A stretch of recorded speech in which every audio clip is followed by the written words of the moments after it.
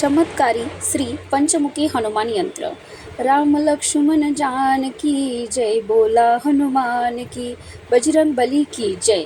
आज वार मंगळवार, हनुमान जयंती जन्मोत्सव मंगळवार असल्याने या दिवसाचं महत्त्व अधिकच वाढलं आहे।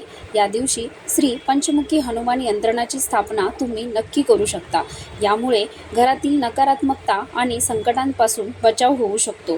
घरातील व्यक्तीचे साहस आणि आत्मविश्वास आणि शक्ती मिळण्यासही मदत होऊ शकते। आरोग्य आणि समृद्धीही प्रदान होण्यास मदत होते। शिवाय करिअर, शिक्षण यातही प्रगती होण्यास मदत होते।